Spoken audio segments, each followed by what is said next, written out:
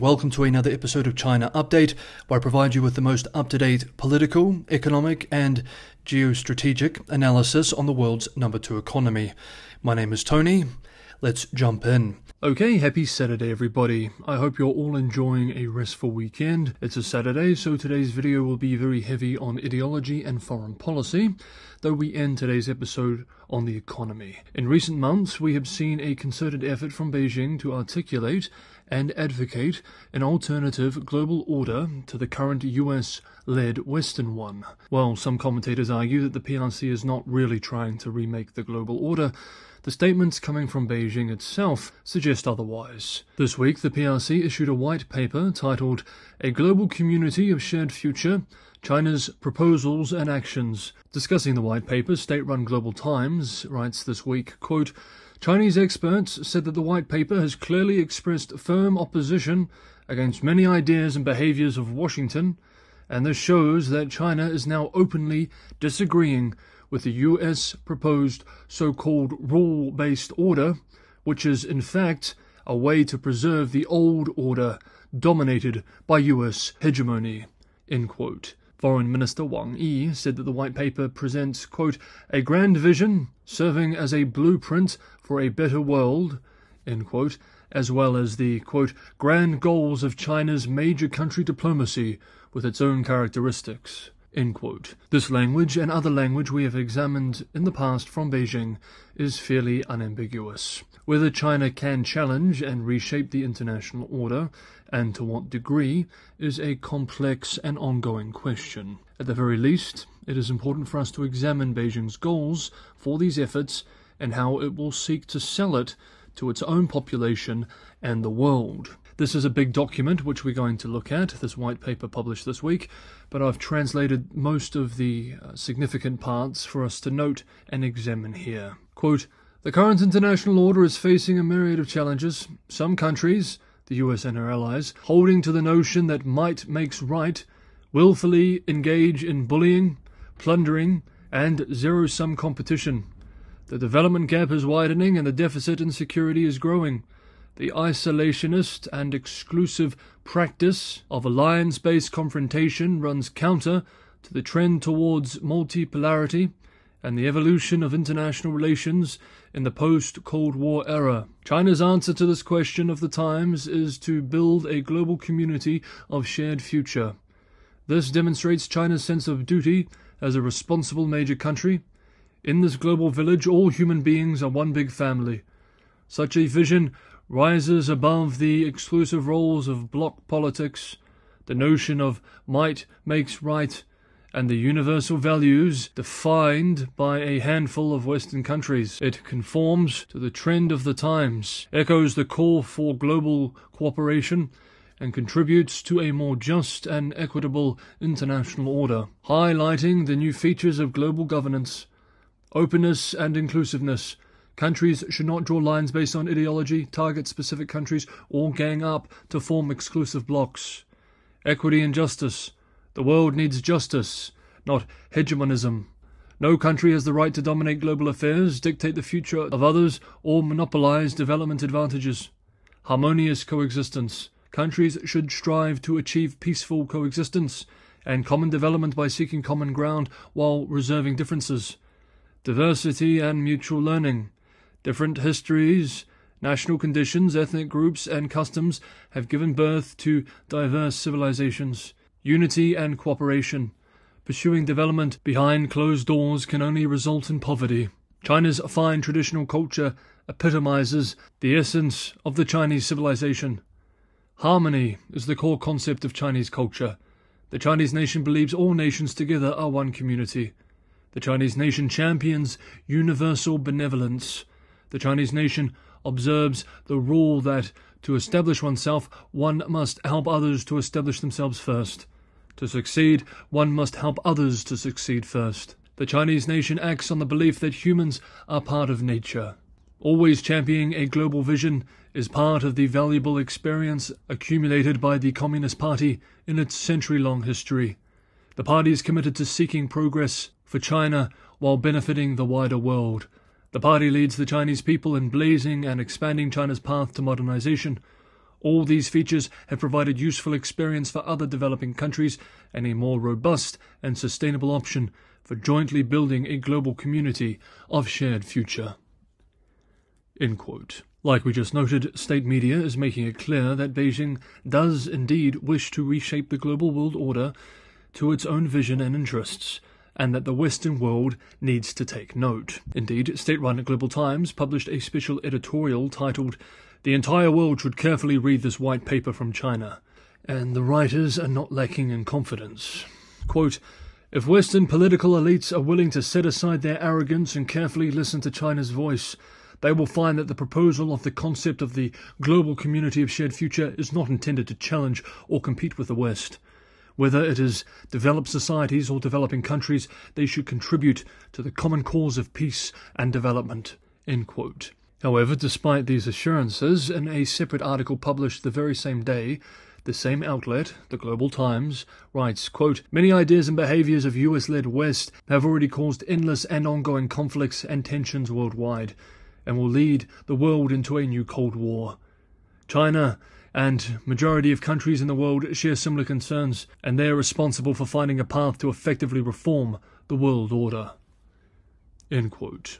While the document does contain a lot of pretty words, money does talk better, and as we can see here, Beijing will likely leverage its economic presence to promote its alternative global vision, with developing nations in particular around the world. Xu Changgang, senior research scholar at Stanford University's Center on China's Economy and Institutions, recently warned her US audience, quote, "We should not take the Chinese Communist Party's endeavors to establish a new world order lightly. Developing countries with authoritarian regimes, particularly those in conflict with the US and other democracies, are finding that China's new order is beneficial to their domestic authoritarian rule and their foreign policy." End quote. Obviously, Western elite will be much more skeptical of this vision generally. Quote, "Xi's initiatives show China's clearest intention yet to update the rules of global governance that were written by the collective West in the aftermath of World War II. The initiatives illuminate Beijing's moves to carve out its own space in international affairs because it is firmly convinced that China's relations with the collective West will remain turbulent for a decade to come." End quote. And political leadership is aware too. US Secretary of State Antony Blinken recently expressed, quote, "China is the only country with both the intent to reshape the international order and the power to do it." End quote. And European Commission President Ursula von der Leyen also has recently argued, quote, "China's clear goal is a systemic change of the international order with China at its center." End quote. Next up, the Chinese economy and high-speed rail. There are two pieces of housekeeping that I wanted to quickly touch on. The first is to once again comment on titles and thumbnails for videos. Regular viewers are no doubt aware that thumbnails and titles often lean towards the more provocative. I wish I could use very boring and standard thumbnails and titles. Unfortunately, on the platform of YouTube demands that there is a minimum click-through rate that is met. Otherwise, videos are simply not only not shown to new people, but not shown to even subscribers. Because of this, creators are forced to lean in towards more provocative titles and thumbnails to reach that minimum click-through rate. I wish this was not the case, but it's an unfortunate reality when operating on this platform. My commitment has always been, however, that despite the thumbnails and titles being somewhat provocative, the content within the videos will always remain grounded and sober, and I will continue with this commitment going forward. So I do ask that viewers forgive the nature of some of the thumbnails and the wordings of the titles. The second piece of housekeeping I wanted to touch on is I've received dozens of messages, comments and emails from viewers saying that I should stay in New Zealand and not return to China. I deeply appreciate the concern and the kind words of support from all viewers who have sent these messages through. However, I do believe that it is more important than ever to have good information and good coverage of China at this time in history, and to do that, I need to be on the ground in China, despite the risks that this involves. I understand the risks, but I believe the risks are worth it in order to bring you the most accurate, up-to-date, and grounded coverage of what is actually happening in the country. And so I will indeed be returning to China. And I hope that I can continue to provide that value with these episodes there going forward. Okay, before we move on to the second development, if you're enjoying today's episode of China Update, don't forget to hit the like button. Liking, sharing and subscribing are a huge help. And for anyone who can go the extra mile and help me keep China Update financially sustainable, Patreon and Buy Me a Coffee links are in the description below. Thank you so much, everybody, for the ongoing support. On Thursday, state media reported that China has launched its first high-speed rail line that will travel across several bays along the coast of the southeastern province of Fujian, near the Taiwan Strait, connecting Fuzhou, Xiamen and Zhangzhou stations. When complete, the 277-kilometer, 172-mile line will be China's first cross-sea rapid line with bullet trains and will reduce the travel time between Fuzhou and Xiamen to less than an hour. Commentators also argue that the line makes a political statement too, showing that Taiwan can be physically connected to the mainland with a cross-ocean high-speed rail. Indeed, the government recently announced that such a line should be built, along with what would be the world's longest undersea tunnel beneath the Taiwan Strait.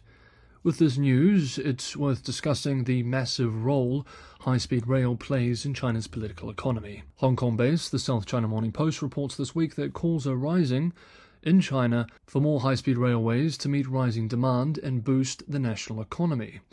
China is expected to add 2,500 kilometers, 1,553 miles of high-speed lines this year, which would bring the system's total length to 44,500 kilometers.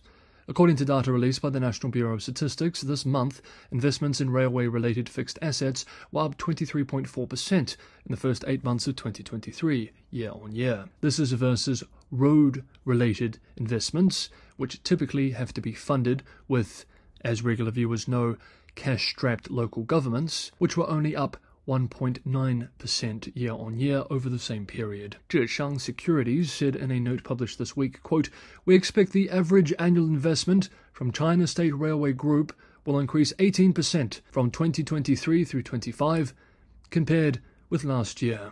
End quote. According to a 5-year transport plan issued last year by the State Council, Beijing expects to extend the high-speed railway system to reach 50,000 by 2025. Quote, "This illustrates just how railway investment in China has evolved over 3 to 4 decades from accommodating the productive needs of the economy to itself becoming a generator of economic activity, whether or not the investment is productive. This is a kind of stimulus that follows the standard playbook in China and reinforces existing political, business and financial institutions. The problem is that it is precisely this kind of investment over the past decade that has gotten China into trouble. Contrary to widespread misunderstanding, infrastructure investment is not a source of growth. It is a cost of growth, and is only justified when it leads to increases in productivity that exceed the cost of building the infrastructure. But infrastructure investment creates economic activity, and it is easy to confuse economic activity with value creation, even though the two are only equal when economic activity occurs under hard budget constraints. This clearly isn't the case with the railway system." End quote. According to Japan-based Nikkei Asia, as of 2023, the China State Railway Group has debt of approximately $1 trillion. However, analysts argue that total debt behind high-speed rail across all levels of government and state-owned enterprises runs into the trillions of dollars. Okay, that is today's episode of China Update. Thank you so much everybody for watching. Have a wonderful Saturday, have a great weekend, and I will see you all on Monday.